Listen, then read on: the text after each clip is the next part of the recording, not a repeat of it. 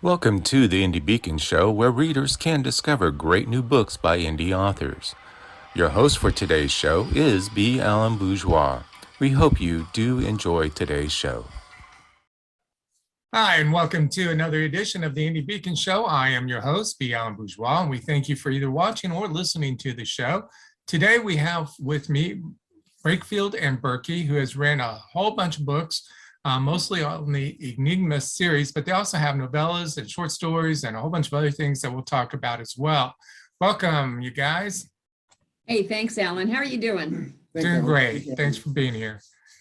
So let's start off with your big collection of books that you have written over the years called the Enigma Series. We've got 10 minutes, but I know you need more time than that, but I'm sure as many years as you've been at this, you can work them all in. Okay, well, I'm going to start. We have 12 books in the series, and you're right, Alan, it is the Enigma series. Each book in the series can be read independently and focuses on a technology problem, issue, threat, and it's the cyber good guys versus the cyber creeps, thugs, whatever you want to call them. We call them cyber trash. And they're trash. Cyber trash. And so tell me, I mean, let's start with the first one and just go through all of them. I think there's what, 12 now or more? There are 12, yeah. The first one begins with a identity theft. What happens with you wake up one day and you don't exist? That would be the Enigma Factor. Enigma Factor, correct. The Enigma Rising, number 2. We get two of our favorite bad boys. We get introduced there, and a cast of characters. Got great reviews on the characterization and the storyline for that particular book. And then, of course, we have the Enigma Ignite, which brings in some nanotechnology, and it's a little fun. And it brings up a really good villain called Madame Po. She runs the Chinese Cyber Warfare College. That's always exciting. Yeah, book number 4, the Enigma Wraith, and that's about this.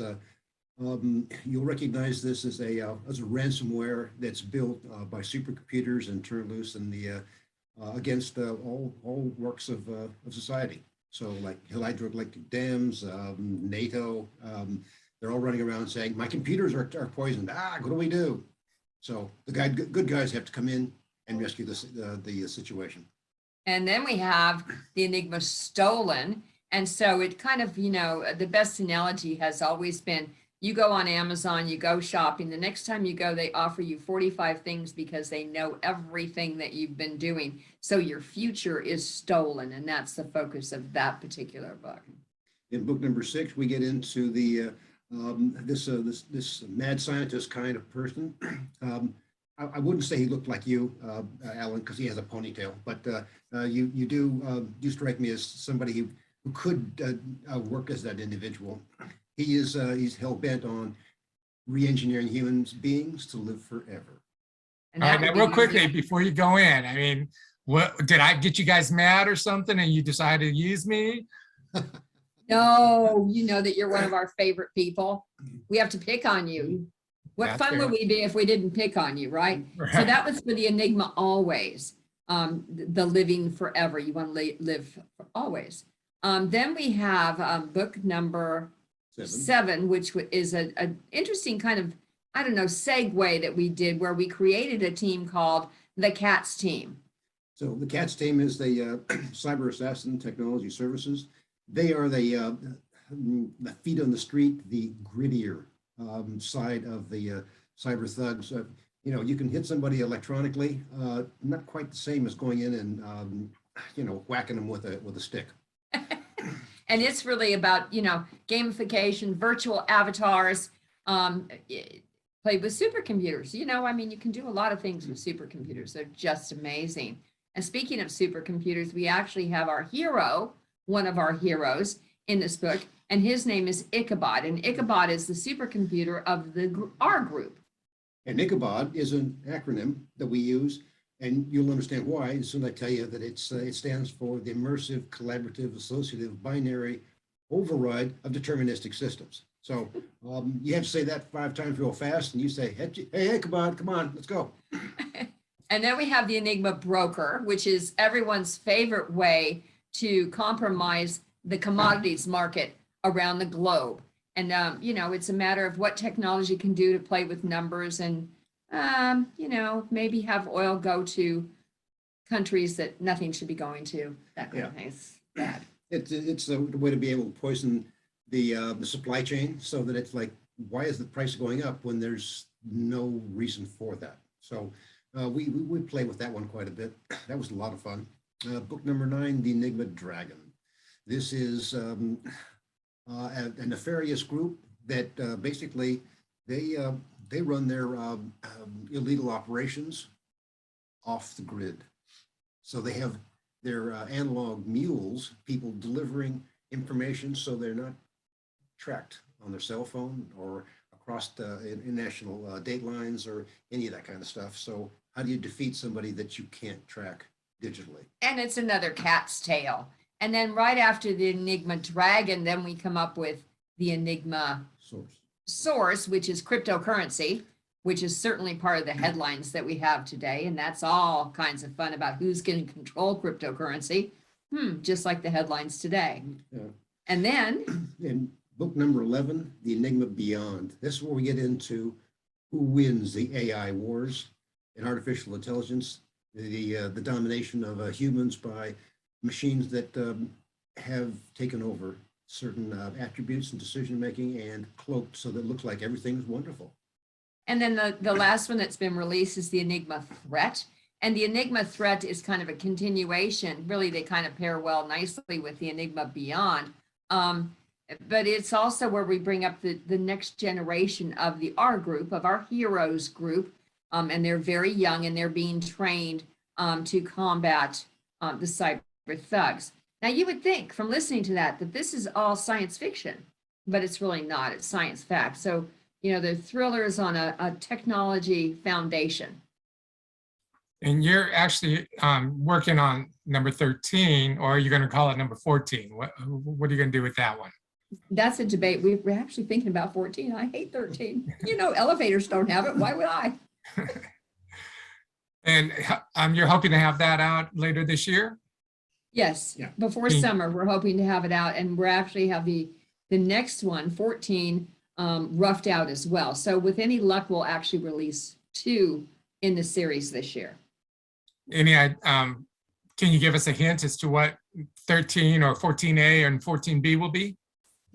So yeah, we can give you a hint. 14 or 13 is really about tracking a plastics person that is dumping plastics around the Caribbean.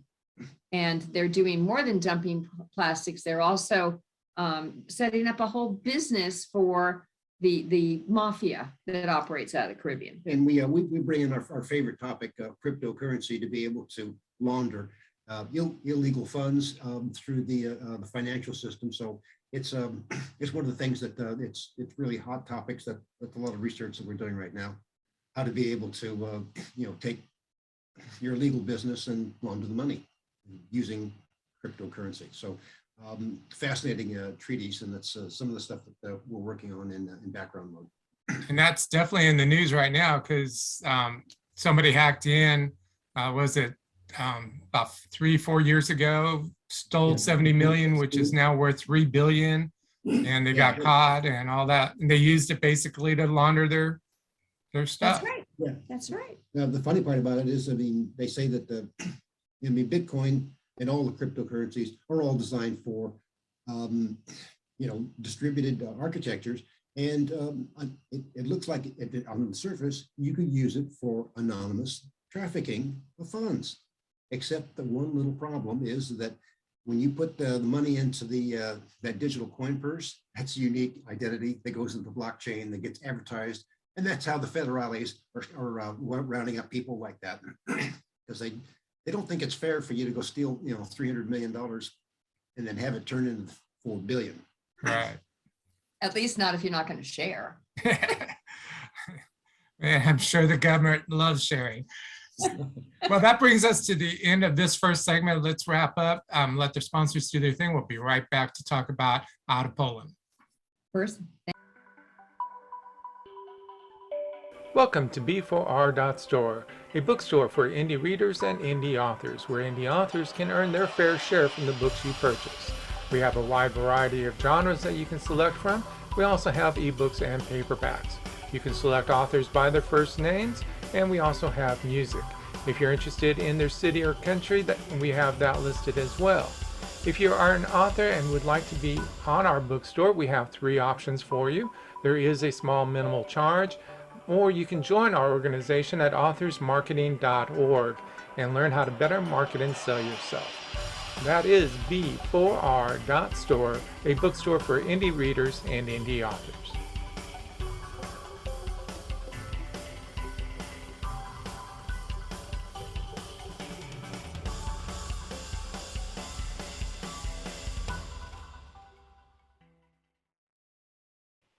Hi, I'm Charles Breakfield. And I'm Rox Burkey. Together, we write as Breakfield and Burkey. Our Techno Thriller series is 12 books strong, with book 13, The Enigma Tracer, planned for 2022. Techno thrillers are the cyber good guys versus today's darknet thugs. We added our series prelude, Out of Poland, a 1939 historical novella, in 2021. We also have 8 short stories available in family and women's contemporary genres, with more planned for 2022. Please visit our website, enigmaseries.com, to learn more about why we say technology is today's weapon of choice. Thank you. Welcome to the Indie Beacon Show, where readers can discover great new books by indie authors. Your host for today's show is B Alan Bourgeois. We hope you do enjoy today's show. Welcome back to the Indie Beacon Show. I am your host, B Alan Bourgeois, and we are talking to Breakfield and Burkey about their series, the Enigma Series, in the first part. Now we're going to talk about one of their novellas that has recently come out, and it's called Out of Poland. So tell us a little bit about that. It's a swell story. It basically takes a trip back into time, 1939 is where we started, and it's the invasion of Poland. The Germans have launched the Wehrmacht and their blitzkrieg attack against the country. It's their march against all of Europe. We have in there 3 men who have been given the assignment to go steal the Enigma communications device that the Germans have, and help with the ambition to try and get it into the hands of the Allies, to be able to help win the war. And these are the 3 same men who go on to be to create the R group, which is the bulk of our Enigma series. And we hit on the idea of like, well, wouldn't it be nice to explain? We had somebody, complain. Where do these people come from? Give me some background on this. I got to end. I know, you really do. That's okay. It's a good thing. I'm part of Italian. Okay? So it is a historical fiction, which is a little different from us because the others are listed as thrillers, and there is some action and adventure in here. But we also consider this a prequel to the entire series because it does establish the R group and kind of helps frame up how they got their beginnings. And we wanted to do it as a novella for a couple of different reasons. One, it happens to be one that we created a screenplay for. And so we have a screenplay, and we've been kind of shopping that around. But it was bigger than a short story, but really not a full-size novel to go through the elements that we wanted to go through as Poland was being overrun. So, and it helps explain the moral grounding of the R group, why this in the 3rd generation, they are so adamant about fighting the cyber bad guys, because that's where they got that taste of the brutality, the unfairness, the underdogs unable to be able to do anything, and these are the people you want on your side when you're up against it. Now, understanding that this is a historical fiction, so therefore fiction, you were able to play with a lot of it. You actually did do a lot of research, not only for the Enigma series, but also then used it for this. Is that correct? That's Yeah. right, yeah. What was it like having to go back that far to do the research? It's not that difficult because I'm a World War II historian, and I just love that stuff, man. I got volumes of everything on the from the Pacific War to the European theater to the Eastern Front, to the point where, you know, knowing the personalities, and we bring in a lot of those historical facts into the R group throughout the series. You know, just little snippets of, well, don't forget about this when the Germans did thus and such. And I did quite a bit of research on the background for Outer Poland and the march of the Wehrmacht through the Poles from the eastern side around their country, and then where they stopped and withdrew to the line that was already approved by the Soviets to say, okay, this part of the country is ours. Thank you very much. And the Germans did all the heavy lifting. So we bring in those kind of details that you know, it breathes the you know, real historical facts into the book. It does. It makes it really rich. And then there's a book trailer that goes along with it that's on our YouTube channel, the Enigma Series YouTube channel.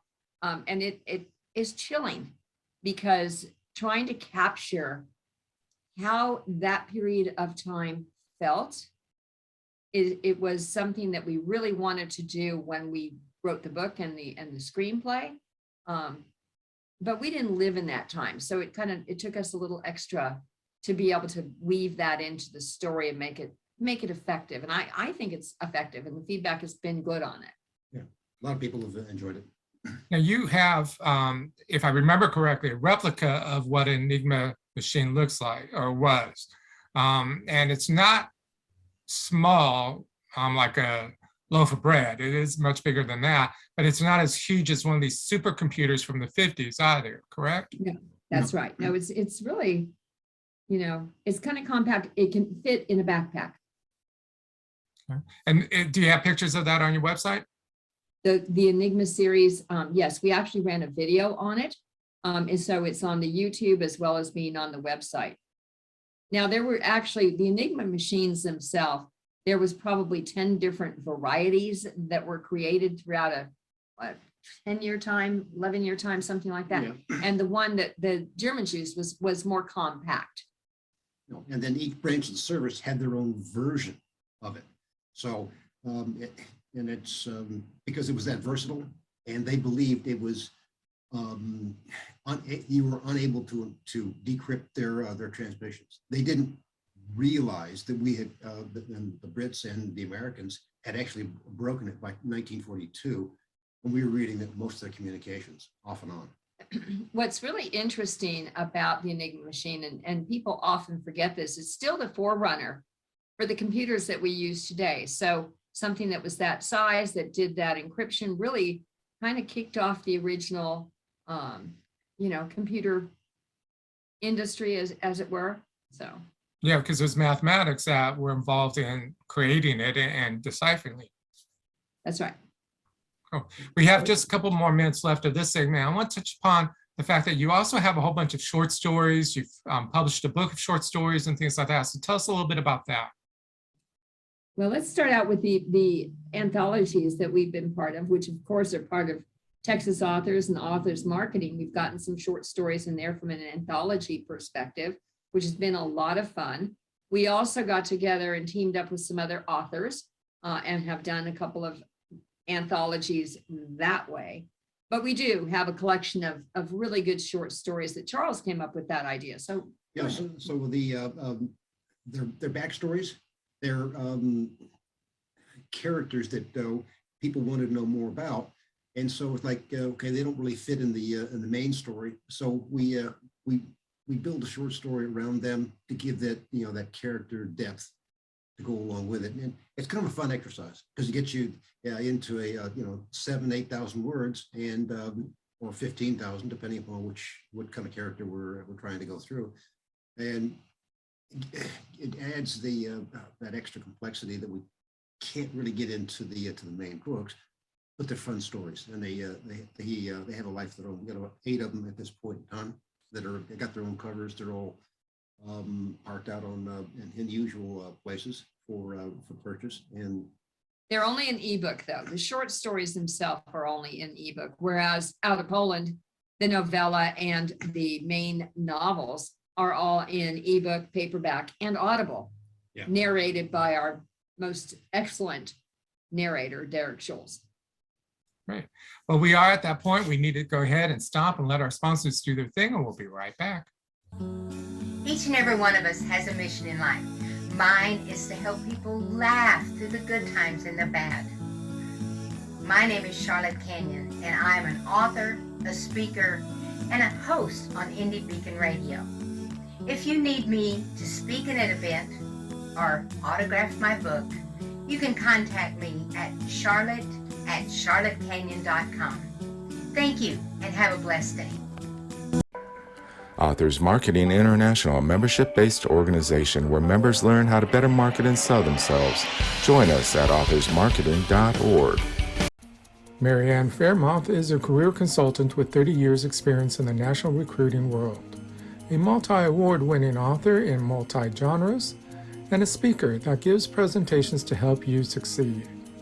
Her book, Revolutionary Recruiting, made the top 20 global list of recruiting books. Find her on Amazon, your favorite bookstore, or at fairmouth.com.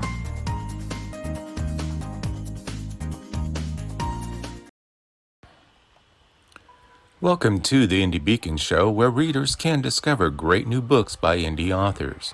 Your host for today's show is B Alan Bourgeois. We hope you do enjoy today's show. And welcome back. This is your host, B Alan Bourgeois. You are either watching or listening to the Indie Beacon Show. And today we have with us Breakfield and Burkey, who have written a lot of books about the Enigma Series, which is a techno thriller. And they also have short stories, a novella, which we just talked about, and so much more. All of this can be found on their website, correct? Yes. Yes, sir. Yes, You we have a can. lot of stuff on your website. So tell me a little bit about the website. What can people expect? So the website recently was revamped, as a matter of fact. So thank you very much for asking. Things have been organized in a bit of a different way now. There is a section for each kind of release. So we have short stories separate from thrillers, separate from the audiobooks. We've started providing a lot of more free download stuff, some fun things for people to come and visit, come and see. We actually are also offering a monthly contest through our email that people can get, they can get free things, they can get gift cards sometimes. So signing up for our email list is a really valuable thing. We also have some of the audio clips in there to be able to point back to the YouTube. It's much easier to be able to have the YouTube host some of the video links rather than us trying to upload all the stuff onto our website. We found ourselves that like a lot of people do, it turned into like a scrapbook rather than a legitimate business page. So it's streamlined, much cleaner, much snappier in its presentation. And we have links to our blogs. So we have two different kinds of blogs that we offer. One of them is the series blog, which does really focus on elements of the stories that we talk about. And we release a new one of those every week. Then there's also Rox's blog, which is where I post book reviews. I interview authors. I help support book tours and things like that. So there's an easy link, and we go back and forth between our two sites. So, kind of a different variety. I think people that haven't been there in a long time will find it really fun to go through it. It's just much more interesting. Yeah. So during the break, we were talking about the fact that coronavirus is slowly coming down, which means everybody's getting back out there. And I know you guys have been out there doing a lot of events prior to COVID. Are you now getting back into the swing of setting things up to do after we're past this point, if we ever are? We're even doing one this weekend, Alan. This is a new place to try. We're going to be at the Fort Worth Gun Show at the Will Rogers Coliseum. And we're going to see if people at gun shows also like to buy books. So we're there this weekend. And then we have an event in April where we're hosting authors. A whole lot of authors are going to come and visit. And that is April 23rd. Yeah. Rumor has it you're going to be there too. I am. I'm going to drop in there. And that is for the Dallas area, Dallas-Fort Worth area for authors. Any type of author can participate from what I understand. But you're also doing other things. You're going to be doing a talk about writing series. You're going to be at the Lone Star Festival. What else are you going to be doing? Oh, it's so hard to get all the dates in, but for sure we're going to be in Seguin in Memorial Weekend. And that's the Lone Star Festival that you just mentioned. And Wimberley. oh, Wimberley. That's right. I always forget Wimberley. Is Wimberley still on? Mhm. All right. So we'll be at Wimberley. Yep. And that can be found all on our calendar on our website.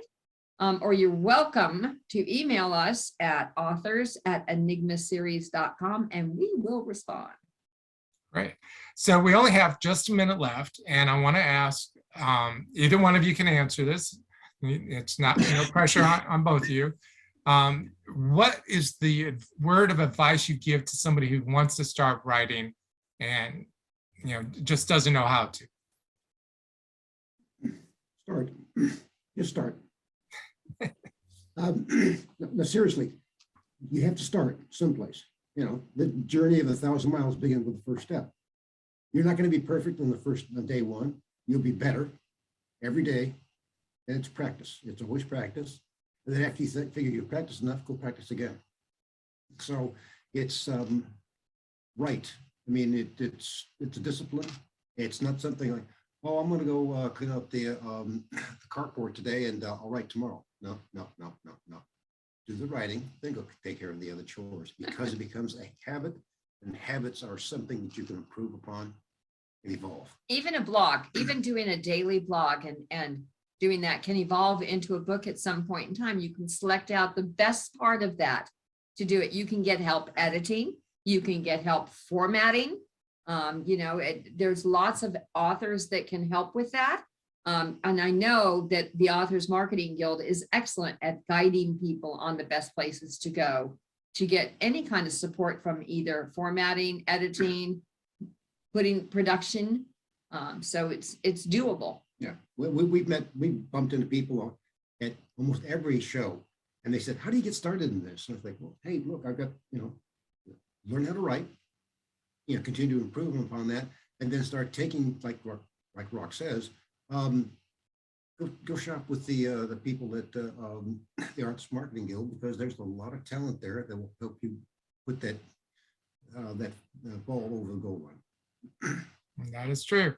Well, I want to thank you very much for being with us. We are unfortunately at that end, but we do wish you the best of luck, and we look forward to seeing you out and about once again. Thank you very much. We appreciate you having us on. Thanks, Alan. Appreciate it. Thank you for watching the Indie Beacon Show, produced by B Alan Bourgeois for the Authors Marketing International LLC, copyright 2022, voiceover by B Alan Bourgeois. If you would like to be a sponsor of the show, please contact us at authorsmarketing@outlook.com. If you would like to be on this show, it is free to authors. Simply fill out the form at indiebeacon.com. The music is provided by Happy Follows. The music is entitled